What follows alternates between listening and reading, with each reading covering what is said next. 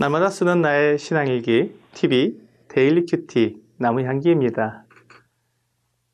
오늘은 10월 31일 월요일입니다. 오늘 함께 큐티할 성경 본문은 사도행전 13장 13절에서 23절입니다.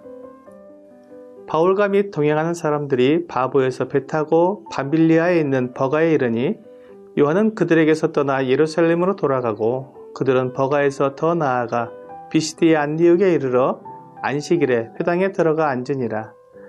율법과 선지자의 글을 읽은 후에 회당장들이 사람을 보내어 물어 이르되 형제들아 만일 백성을 권할 말이 있거든 말하라 하니 바울이 일어나 손짓하며 말하되 이스라엘 사람들과 및 하나님을 경외하는 사람들아 들으라.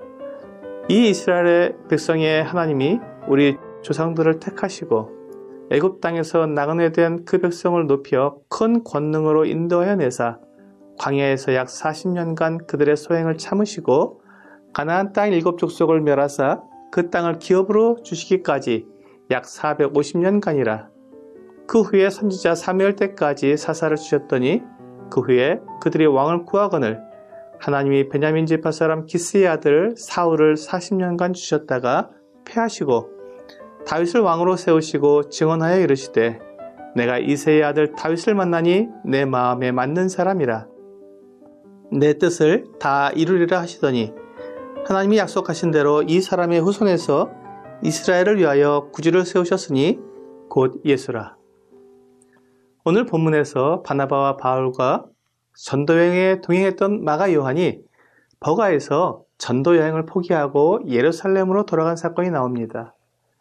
그리고 바울 일행은 계속 여행을 해서 비시디의 안디옥으로 가서 안식일에 회당에 들어가서 복음을 전했습니다.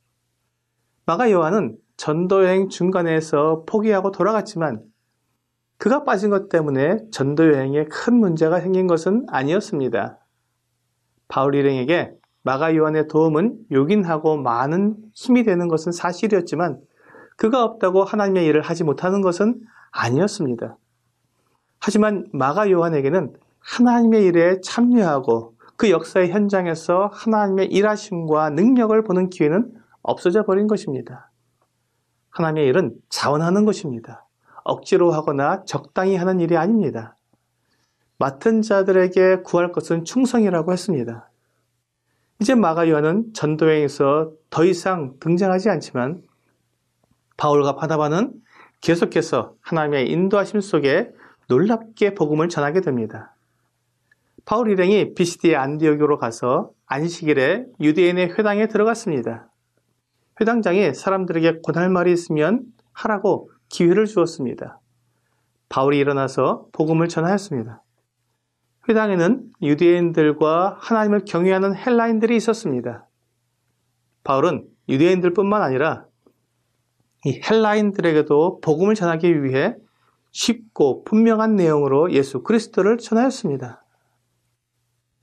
바울은 지금 기초적인 이스라엘 역사를 토대로 복음을 전하고 있습니다. 유대인들이나 하나님을 경외한 헬라인들이 이 기초적인 이스라엘 역사를 몰라서 말한 것이 아닙니다. 오히려 그들이 이 역사를 잘 알고 있었기 때문에 그들의 지식을 통해 복음을 전한 것입니다. 그들이 역사는 알고 있었지만 그 역사가 가리키는 내용은 몰랐습니다. 그들에게 이스라엘 역사는 그냥 역사일 뿐이었습니다. 하지만 바울에게는 이스라엘의 역사는 하나님의 계획이 이루어지는 진리의 현장이었습니다. 하나님은 이스라엘 역사를 한 가지 목표를 따라서 인도해 오셨습니다. 바울은 바로 그것을 유대인들과 헬라인들에게 말해주고 있는 것입니다.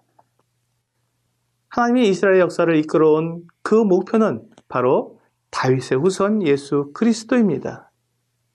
하나님께서 이스라엘의 조상을 택하실 때 바로 예수 그리스도를 목표로 택하셨고 애굽 땅에서 인도해낸 것도 가나안 땅의 7족속을 멸하고 이스라엘 백성들에게 기업으로 주신 것도 사울을 세웠다가 패하신 것도 그 다음에 다윗 왕을 세우신 것도 이 모든 것이 바로 예수 그리스도께서 이스라엘의 구주로 오셔야 하는 이 하나님의 약속을 이루시기 위한 것이었습니다.